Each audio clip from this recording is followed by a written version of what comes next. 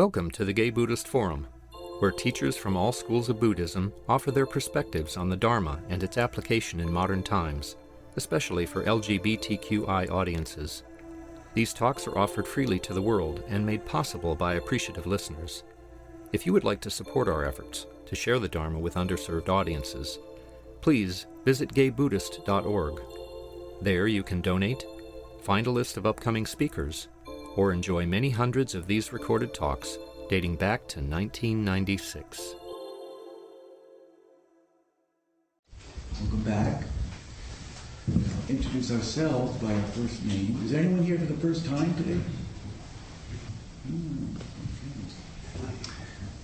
Okay, well, I'll begin. My name is Paul. My name is Dennis. Jack. Tim. Peter. I'm Tim. I'm Jim. My name is Stephanie. Will. Hal. My name is Hal. My name is Jared. My name is Joe. I am Richard. My name is Harley. I'm Bob. My name is Mark. Ryan. Jeff. Matthew. My name is Clint. I'm Brad. Stuart.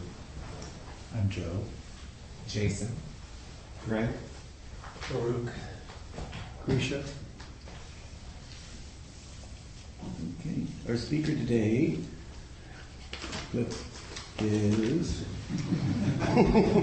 Daigan Gaither, Reverend Daigan Gaither, who began his Buddhist practice in 1995 in the Vipassana tradition, and then began to study Zen in 2003 with Rushin, is that how you say it? Rushin Paul Halaroshi.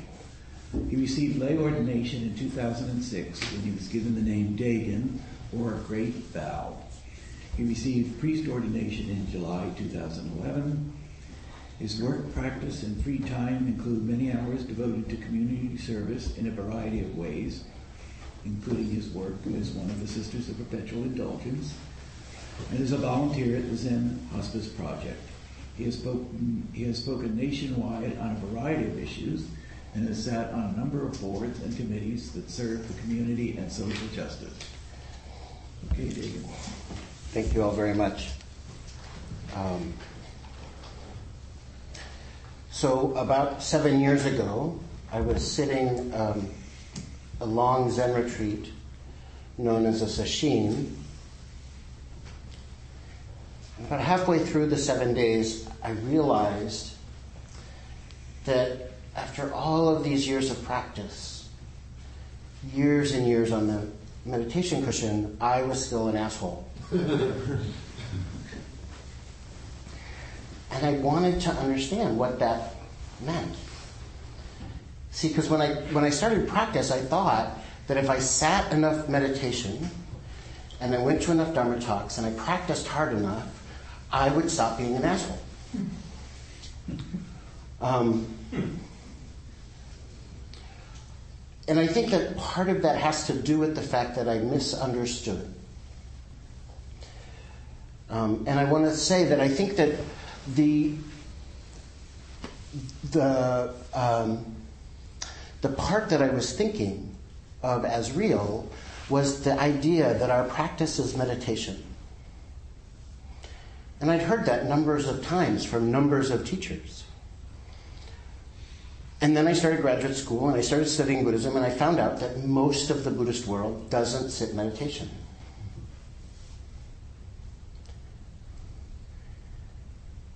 And so what does that say about my practice? And especially, since 1995, 99% of the time I had a daily meditation practice. And I lived in a monastery for 10 years, did numerous long Vipassana retreats, did numerous Zen retreats. And so I've spent a lot of time on the cushion.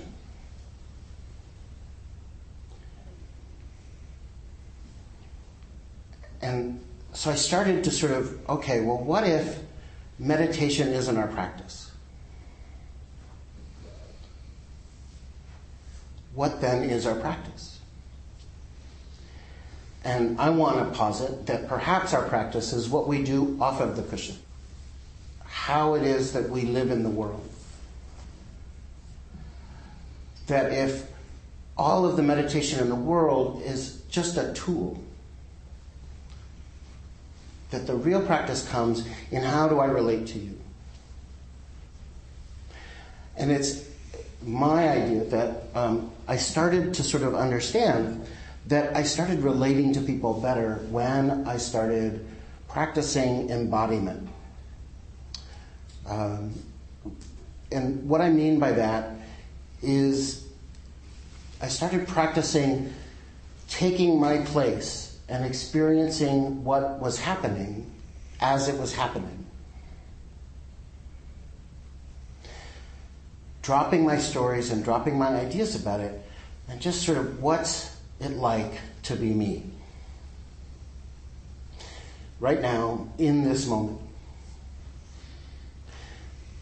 And that's actually what meditation prepares me for. It's the tool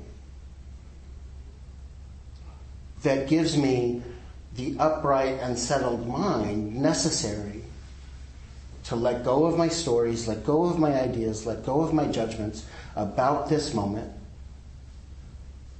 and just look at what's it like to be me. In this body, with the karmic conditioning that I came into it with the karmic conditioning that I'm arriving in this moment with.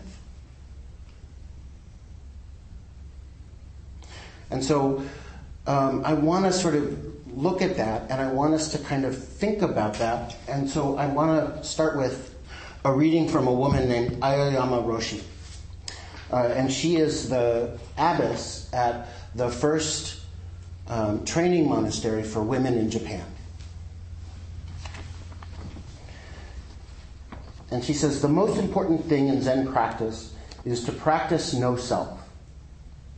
Dogen Zenji, the founder of Soto Zen Buddhism, which is what I practice, said, even if you sit zazen until the floor breaks, zazen is seated meditation. If your zazen is from the ego, then all of your efforts will be in vain. I'd like to use the following metaphor of water and ice. Water and ice are the same material, but ice is solid, and if water freezes in a cup, you cannot put it into another cup. If you try by force, the cup and the ice will break. But water can be poured into any cup. It can flow through any tiny space. Water does no damage to its container. If you're using water to wash the floor, water becomes dirty in order to make the floor clean. If you are like ice, then you can make other people turn to ice. Flowers and fish will freeze too. But if you are like water, fish can live, people can swim, and boats can sail by. Since we are all imperfect people, we often collide with others. On such occasions, we usually blame the opposite side. But think about it. If one side is like water, there's no conflict at all. If any trouble happens, it's clear both sides are being like ice. You can bow to the other person's ice as Buddha. If you do not realize that your selfish ice is harder and bigger than someone else's, I think you cannot learn or follow the Buddha's wisdom, and your ice cannot be melted.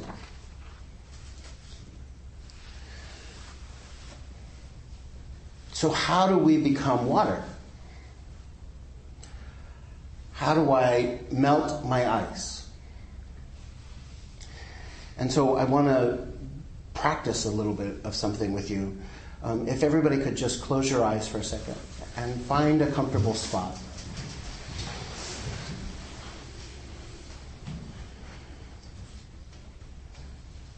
And just bring yourself in contact with your body.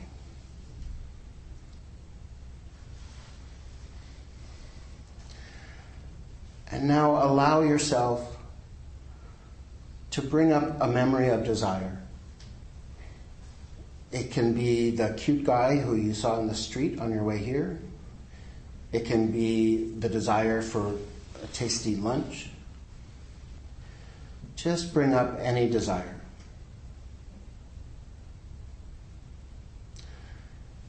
See if you can notice where it's at in your body. Where does it live? See if you can notice what it's like. Is it hard? Is it soft? Is it painful?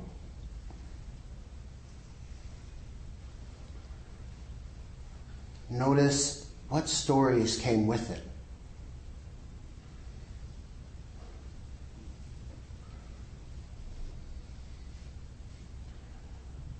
Then, as you allow it to sort of recede away into and of itself, see if you can notice what goes with it. What's it feel like in your body as it leaves? What's it feel like as it goes away?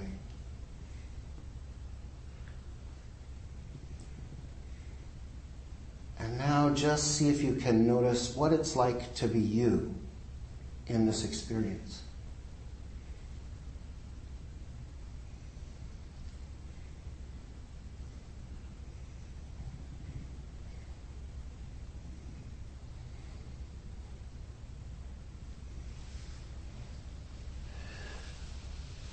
Thank you. So embodiment is the experience of what's it like to be me with all of my human nature. So I started to look at what's it like to be me being an asshole. What comes with that? Where's it located in my body? What happens to my body in that experience? What comes with, what's all the stories and ideas and judgments that come with that? And as I watch it recede away, I also notice what's it like to have it gone. And as I started to study it, I stopped needing to be dragged around by it.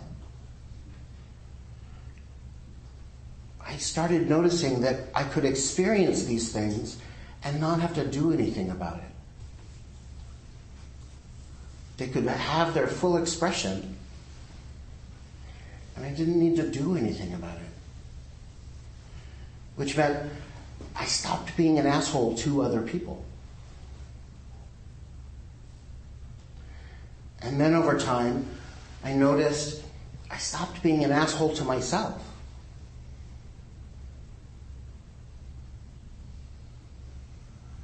And I noticed that my ability to sort of live out my vows, to be in the world in the ways in which I wanted to be in the world, occurred naturally out of this sense of being in my body at this place, at this time, having this experience. And I noticed my interactions with people became way more connected and genuine.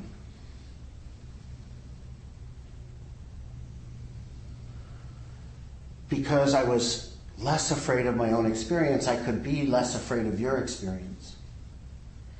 And so I could meet you in your experience and not have to be dragged around by it, not have to have any ideas about it, or let my own agenda set my responses. I could just meet your experience.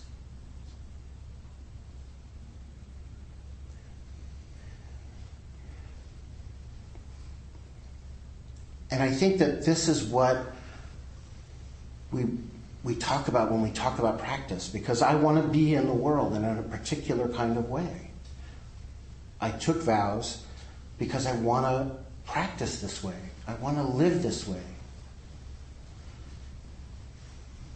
And how I got there was by giving up the idea that meditation is anything more than a tool. And that your time on the cushion isn't going to save you if you continue to just repeat the same stuff that we've always repeated. Or if we continue to just sort of think that we have to cut all these pieces of ourselves off. Oh, if I could just cut off that clinging, or I can cut off this desire, or if I can cut off this anger, that I'll somehow magically be transformed. I don't know about you, but I can't cut that stuff off. It doesn't go away. It is what it is. So maybe if I learn to hold it and experience it and be with it in a different way, it can teach me something about the nature of my experience. It can teach me something about what it's like to be me, a queer white guy living in San Francisco, coming from the history that I've come from, coming from the family that I've come from, with the education that I've got, all of this stuff. It just constantly turns back to, well, what's it like to be me right now? And so I want to encourage us to let our practice be how we are in the world, to let ourselves transform and find liberation in your life exactly as it is. In 1995, my very first time learning to meditate was in a small basement place over on Dolores Street with a guy named Howie Cohen. I don't remember much about it other than my body hurt a lot. And that at the time he said this thing that it just pissed me off to no end. Which was, he said, nothing's broken.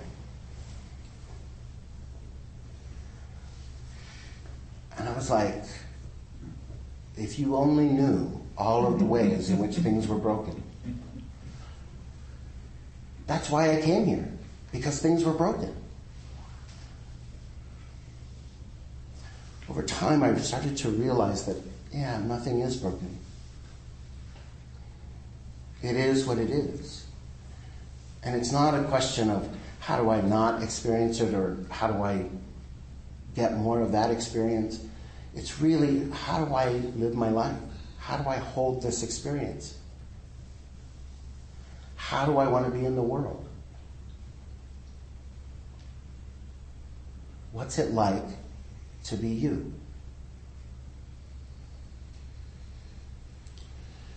Can I be water, meeting each thing exactly as it is?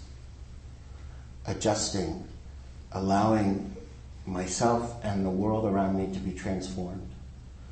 Allowing my ideas about who I am and what I am and how it is to be transformed. That's what no self means. It doesn't mean that we're not a person. It doesn't mean that we're all exactly the same. What it means is that there's no permanent, abiding, unchanging thing that you can find in the world, including who we are.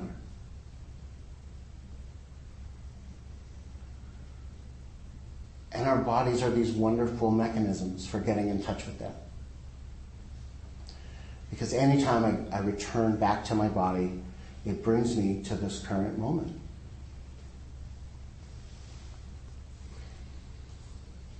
Every time that I go, what's happening now? All I have to do is take a minute and look at my body, feel my body. Because the only way we can feel our bodies is right now. The only way that we can experience our experience is right now, in this body. I have memories of yesterday, I have ideas about tomorrow, but really, right now, this is what I got. And so every time I look at my body, every time I enter into my body, I can connect with right now. And that's all of the stuff that we do. Meditation is just connecting with your body. Chanting, connecting with your body. Offering incense, bowing, all the mucky-muck stuff that, us Zennies like to do. It's all just bringing ourselves back into our body. So with that, I want to ask you if you have any questions. I want to leave time for discussion. Thank you all very much for your attention. Hi, tell me your name. Oh, Clark. Hi, Clark.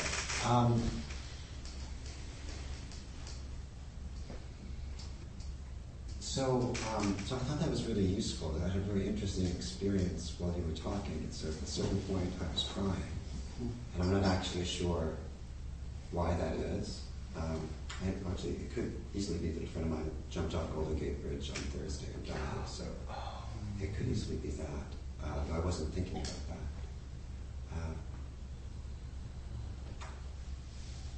So I had this experience as you were speaking. Although there's a sort of like background calmness, that there was a certain, two thoughts. One was that I thought, how interesting that you describe yourself as being an asshole, but you actually, unless I wasn't paying attention, which is totally possible, there wasn't any example of that. And I thought that was kind of interesting.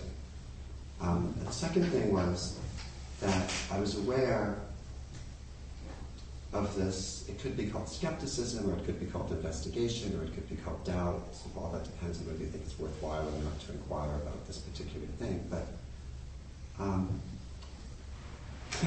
the ice metaphor, the ice and water metaphor, left me kind of cold, in the sense that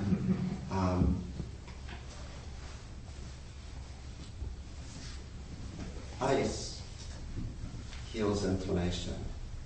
Ice cools us when it's too warm. Ice keeps food from spoiling. Water, if it's too hot, grows bacteria that if a dog or if we were to drink it would make us sick. So I feel like there's something about the glorification of the water and the glorification of it that didn't feel right to me.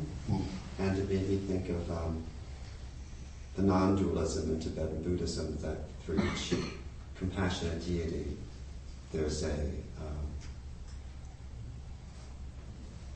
it's not shadow side, what is it?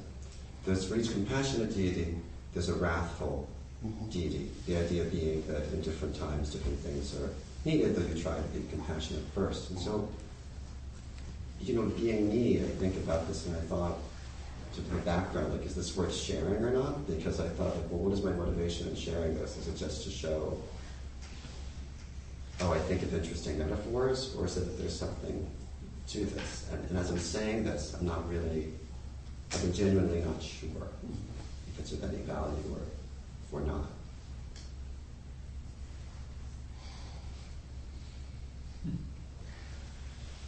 What's your friend's name? Carl. I just want to let that register. I also want to say that a lot of times when I want to not experience the experience I'm experiencing,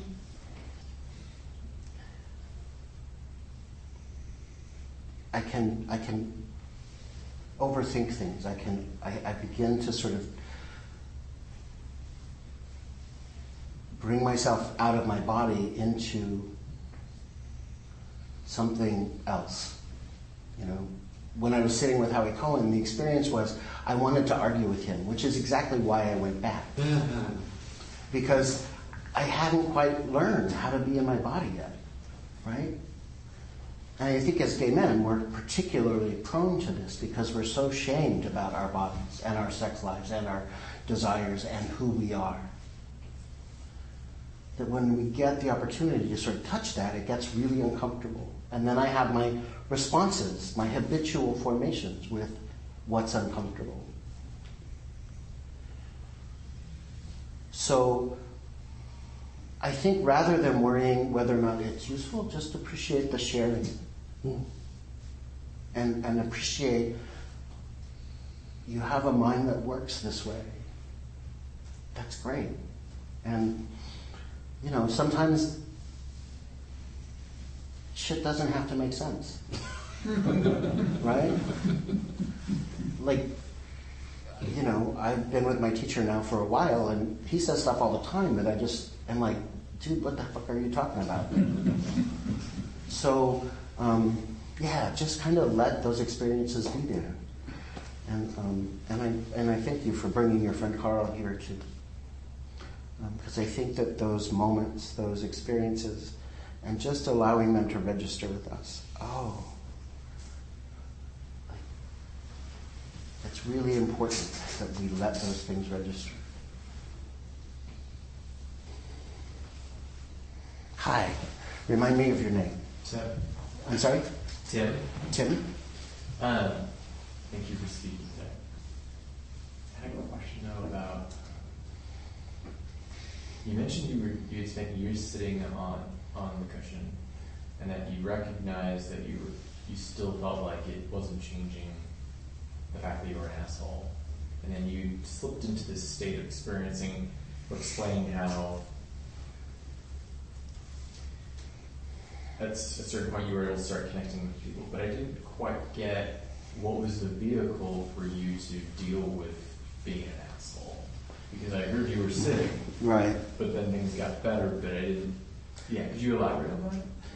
So what gets better is I started to realize that as I started to experience when I started to experience being an asshole without having to do anything about it, like I just allowed the experience to be there and started to sort of study it and get curious about it. Where does it live in my body?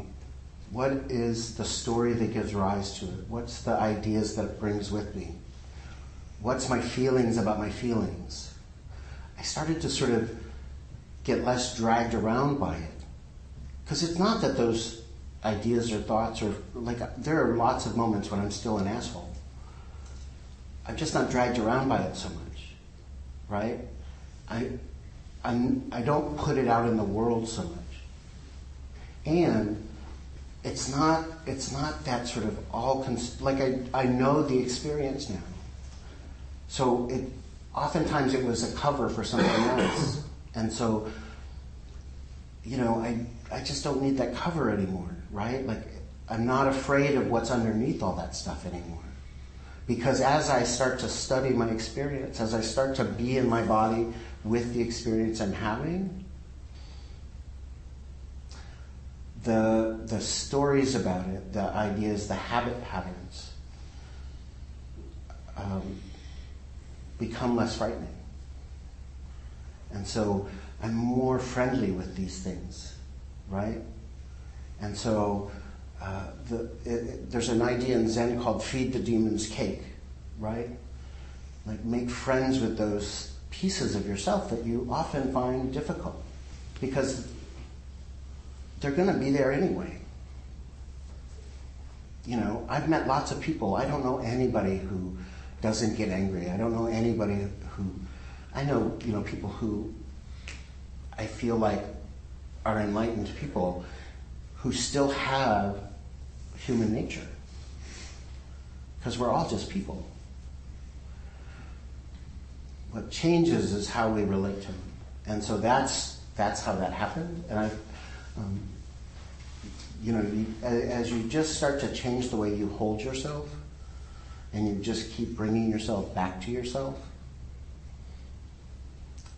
those things have less hooks, less power to control you, and less likely to bleed out over onto other people.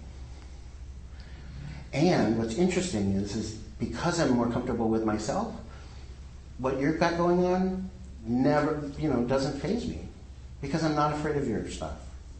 If I'm not afraid of my own stuff, then being with you and your stuff, it's not really a big deal.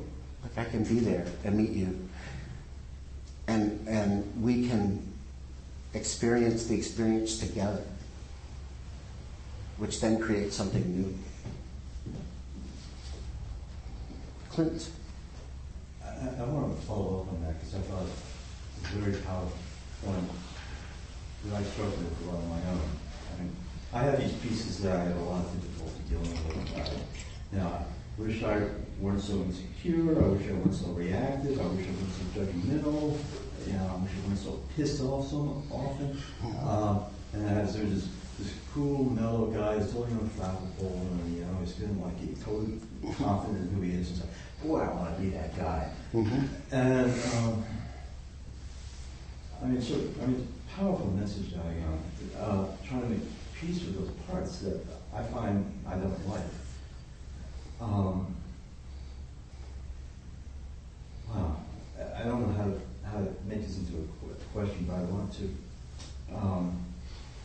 How do you deal with the asshole parts of yourself, where you say, having these qualities, I am an asshole, and I don't want to be an asshole. So that is kind of disowning some of the pieces that you carry around with you.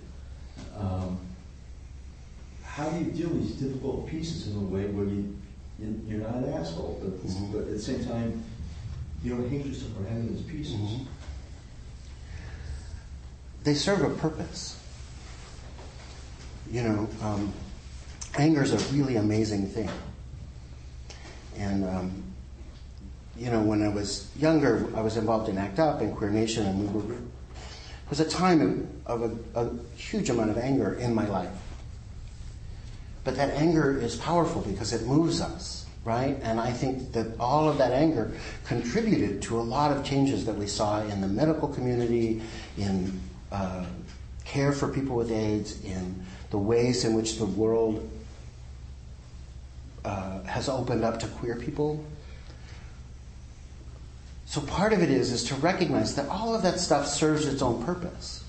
Like, I wasn't an asshole for no reason. I got trained this way, and it served a purpose.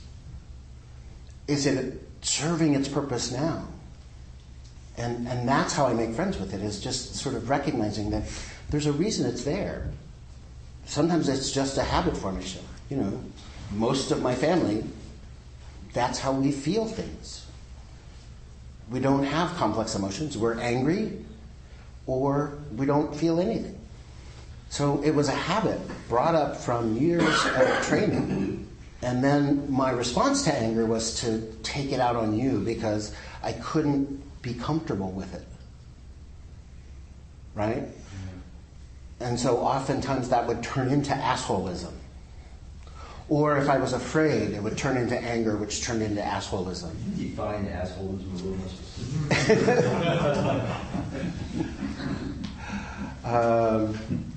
So some of the remnants that are still left over is if I'm driving on roads that I'm really familiar with, and I'm behind people who are not so familiar with the road, I have a lot of ideas about how they should be driving. Yeah, I've never experienced that. Depending on who's in the car, those ideas come out loud. Yeah. Right? And then at some point you realize, like, wait a minute, I'm a Zen priest. Like, is this really how I want to be driving this road? Yeah. Right? So, that's just momentary assholism. I'm not getting what I want, and, I deserve what I want, and don't you know who I am, and get the fuck out of my way. Which is all just me being me. And then I can sort of, in those moments when I catch myself and I go, oh, really? Really? And then I can come back to my body. Oh, I don't actually need to be anywhere right now, except right here. Like, I always am 10 minutes early everywhere. So what difference does it make if I'm behind this guy and he's driving at 4 miles an hour? Like, just chill the fuck out.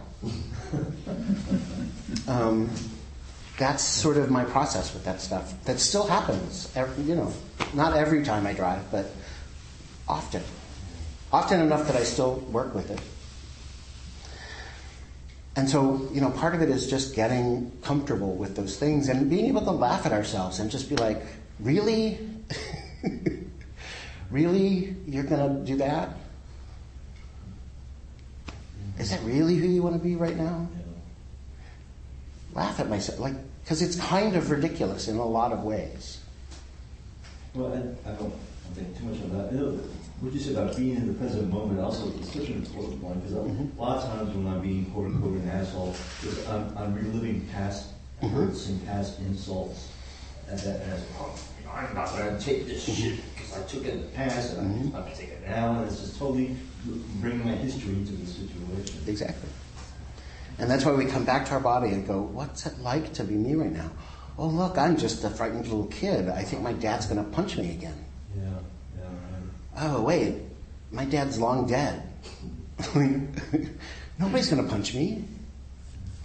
You know, I haven't been punched since I was like 20 and drunk. Like, so, you know, I don't need to be there. I could just, okay, that's that story. Let me calm my heart rate down. Let me just feel my body. Okay. Being afraid's not a big deal. That's how I do it.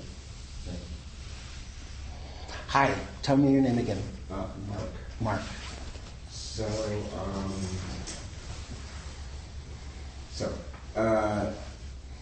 So many years ago, I sort of took right speech to heart, and the way I sort of framed it was to not say something that may cause harm to others. Mm-hmm. In the simplest way, and it transformed me. It transformed my life. Because I might say snarky things or witty things or things like that, and I said much less. And that was a practice, and it remains a practice, but it's not as intentional because my habitual patterns have changed. And I just don't tend to speak like that. So very good.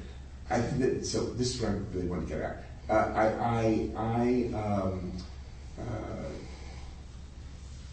My rage, so much of my internal rage, and there's rage inside me, has to do with the political climate today, and let's just say the lack of right speech, or the opposite of right speech, by our president, but more so by the leaders of the Republican Party who don't, say, wait a minute here, this is not acceptable. This is wrong what you're saying. These things. I don't want to turn this into a political conversation, obviously, but I just really experienced the rage inside me that, in other words, I feel like folks should be called on their shit. Folks should be called on their shit, and I, in some ways, don't know how to show up in the world. Should I not do that? Would that cause harm to others? Is this right speech?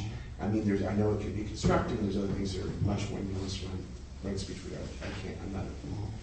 Can't say all that. I don't know all those things, but I don't know, how to handle, how to hold that. Does that make sense? Yeah. It's hard for me to watch people create suffering for other people. Especially because I vowed not to create suffering, right? And I vowed to live in the world in a particular kind of way. And it's really hard. And a lot of times, I see stuff and it breaks my heart. But I don't want to be heartbroken. I want to be mad, because mad is easier. It's easy to hate these people. It's harder to just let them break your heart and be like, oh, God, that's so big. That's so hard.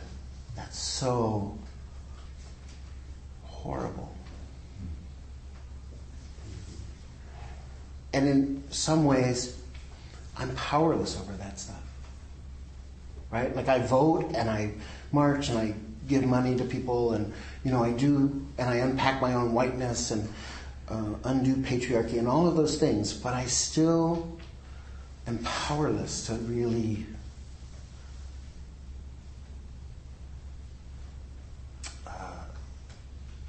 do anything about those poor kids at the border. Or, people marching right now in Washington, D.C. The people who came to Berkeley and wanted to fight. Because I'm not going to go over there and fight with these people. So part of it is I let it just break my heart. I look at what's underneath my anger and my rage, and ultimately it's a lot of suffering. And it breaks my heart.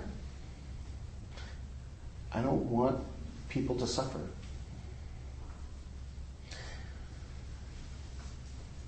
And I also, sometimes I just gotta walk away, right? Like, it's just too much, so I turn the news off. You know, or I have tea with a friend and we commiserate. Like, I do something to care for myself, because I still have to live in the world. I still have to function. So, yeah, it's a horrible place to be, to let the world break your heart repeatedly. But I'd rather be heartbroken than angry all the time. And then I do what I can and try to be okay with that. Which means I pray a lot. You know, I just send metta and love and pray that there's some awakeness that arrives to sooner rather than later. That these people can see the harm that they're creating. Because that's all that's what I know. Thank you. That's very helpful. Thank you. Last one. Say your name again. My name is Jim. I was recently in New York and walking on Broadway, and I passed Mick Mulvaney, who's the budget director, and destroying this consumer protection agency. And I wasn't sure it was him, but by the time I passed him, I knew it was, and I yelled at asshole.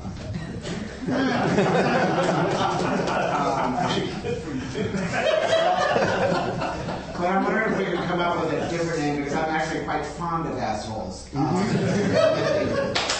Uses. And my favorite is motherfucker. So. Or just jerk word. Yeah.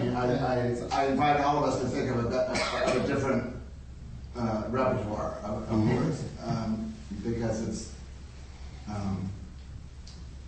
it has many high narrative qualities.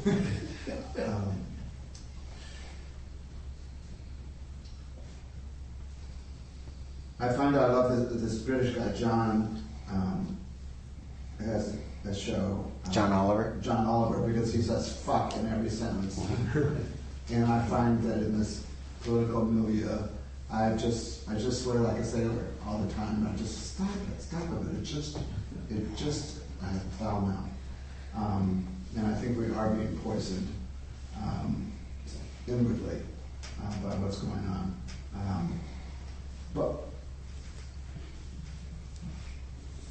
what is the behavior that you refer to as being an asshole? Just flipping the bird to someone who's driving poorly, or do you have? Is there a line where you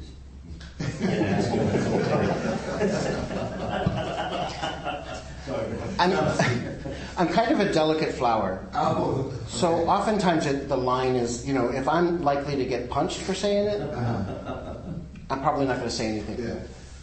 But I also want to say that we don't have to allow these people to be comfortable.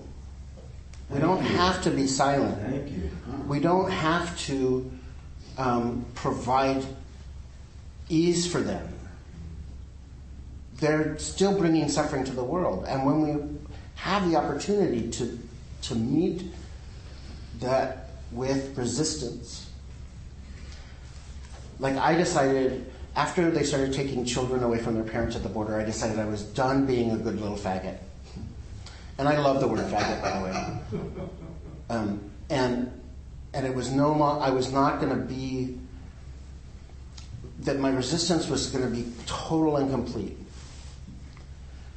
And what that meant was, it means various things, but what it partially means is, if I were to walk down the street and see any of them, I would make sure that they know that they're bringing people harm. We don't have to stay silent. We don't have to pretend that what's happening isn't happening. Like, we can express our broken hearts, And yet my immediate reaction after I called him an asshole was shame. Right. Because we think we have to be good Buddhists, right? Like, no, just, it was an instant, oh, that was not very cool. I think that we have these ideas about who we're supposed to be in the world, and sometimes when we react and we're in the moment, and I really appreciate, and I'll end with this, if we think of enlightenment as an appropriate response, right? So enlightened responses are just appropriate to the moment. So when I see a stop sign and I stop at a stop sign, that's a moment of enlightenment. When I see an asshole and I call them an asshole, that's a moment of enlightenment. I have to sort of let go of my ideas about how I'm supposed to be in the world, because sometimes compassion means not putting up with bullshit and reminding them that this is harmful. Compassion does not always equal nice. Compassion doesn't always equal flowers and bunnies. The shadow side in Tibetan Buddhism, in Vajrayana, there are some really wrathful deities who are bringing compassion to bear, because it can be really hard. And how I knew I was being an asshole was because people had said to me, I'm really afraid of you, and I can't be in a room with you when you're angry. That was compassionate. It hurt like hell in the moment they said it, and I got super defensive. And then I went off on a retreat, and I thought about what it meant for them not to be in a room with me, and I was like, oh yeah. And then I started to be with this stuff. So I also want to say, give us a break. I tell myself all the time, I'm just a dude, right? I'm just a guy who, somebody shaved my head and said, I was a priest. But I'm just a person. And we're all just kind of tumbling through this. Can we give ourselves a break? Jasmine Sayadalla in the book Radical Dharma says, and she's talking specifically about undoing racism, but she says, I paraphrase it to be, this being a human is really messy work. And luckily there are lots of brooms and rags.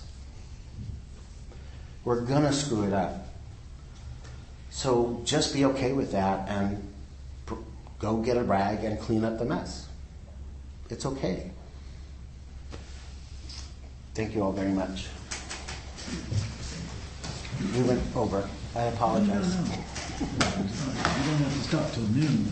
I was inviting you to stop speaking at 11:45 to allow for questions, but you gave us much more time, and that was very generous. So we do actually then have 5 more minutes if somebody wants to say something. Go ahead. My name is Jason. Hi, Jason. So I want to respond in regards to what Jim was saying. I feel like what's coming up for me is to say asshole is just too easy, and it makes you look like an asshole, or it would make me feel like an asshole, rather than I'm thinking about The Princess Bride, and there's a great moment where the old woman says, boo, boo. Right. And for me, that is also something in theater. People used to boo the bad guy. Yeah. And there's something more appropriate about that. It's like the middle way on some level. Rather than calling out an offensive word, it's saying, this is who you are. And this is the emotion that's behind it, rather than just I'm putting out an offensive word, right? Which makes me then look like exactly what I'm saying. Mm-hmm. I think we have to avoid the trap, though, of this is who you are. They're behaving in ways that cause harm, but they're no more static in who they are than we are. So this is who they are right now might be a better way to say it, only in that I tend to avoid things like this is who I am, because that sort of implies some kind of concretized experience of the world, and that is so constantly changing. The more that I'm in touch with my body, the more that I'm in touch with my experience of the world, the less of that sort of ideas about this is who I am. Like I used to think I was an asshole. Now now I'm just a guy and I screw things up, but I'm not an asshole, right? So we can change, we can evolve, and these people too. I want to give them room to be different. I agree, boo is a much better word. I was also thinking of the woman in the Game of Thrones with the bell. Shaming, shame, shame, shame, shame. Like that kind of vision in my mind. Yeah. But I just don't want them to be, I don't want us to lock them in any more than we want to be locked into who we are. I'd like to see them change. Maybe one day.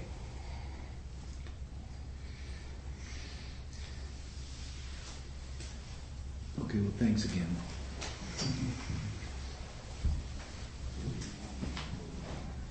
Are there any announcements? I am your host today. There's strawberries and grapes that are organic and chocolate chip cookies.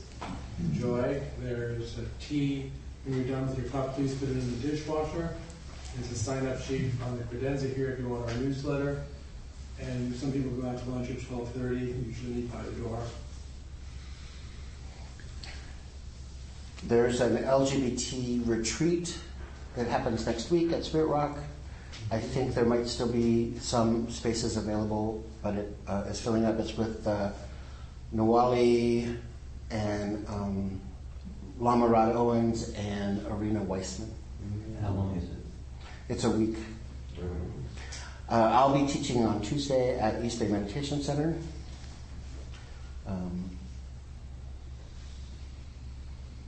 Yeah, and I think that's all of the retreats I got. And when's the GBS annual retreat is September 28th to 30th. At Dr. Plotty, there's still some space available in that area. Yep. So it's filling up, but there's still space. So if you're interested, I suggest you be proactive and sign up. There were some brochures in the bowl back there. Were they for the GBF retreat? I suspect so. I didn't look, but they have it around. I just put it out there. We're also on the website, or you can talk to Jerry or I if you have any questions. I also lead a book group for mostly gay white men studying and undoing racism and undoing patriarchy. The book we're reading for the next meeting is called Bell Hooks's Race and Representation. And we'll be meeting... No, it's Black Looks. Black Looks, Race and Representation, you're right. And the next meeting is September 9th, right? Or you can email me, or David Hunt, who's a member here. He also can inform you of that. It's a really awesome book. It's a really awesome group. And there's some really great conversations that happen. So, and it's open to anybody who's read the book.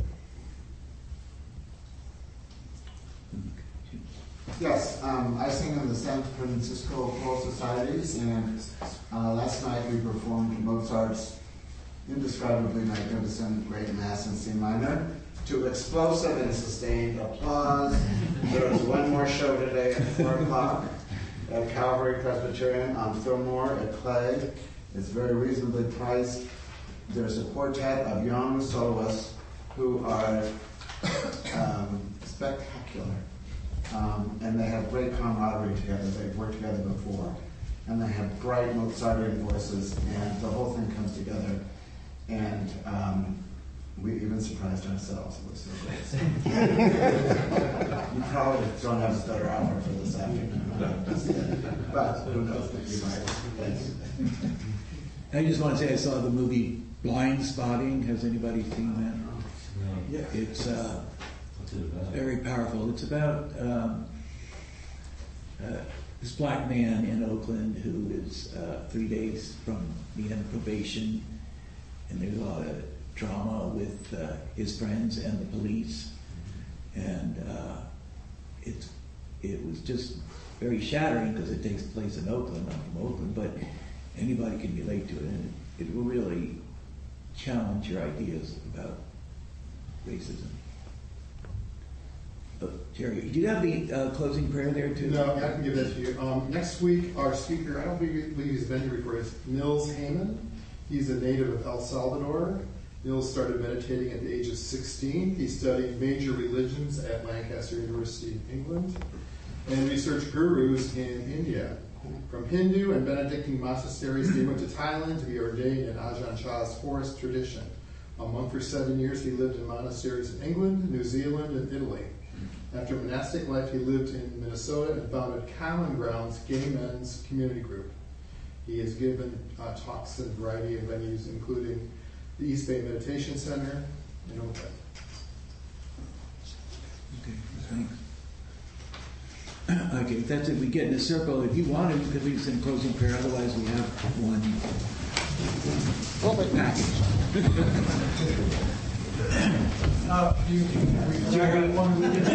Hang on a second. I'm going to be walking around with the Donna Bowl. The next donation is $10. So you will see me with the bowl. Do you want to read the ending, Jerry? He knows it by heart, so he's he's going to do it. Oh, he knows by heart. Okay, great. I can remember I say it every day. By the power and truth of this practice, may all beings have happiness and the causes of happiness. May all be free from sorrow and the causes of sorrow. May all never be separated from the sacred happiness which is without sorrow. And may all live in equanimity without too much attachment or too much aversion, believing in the equality of all life. Thank you for listening to the Gay Buddhist Forum.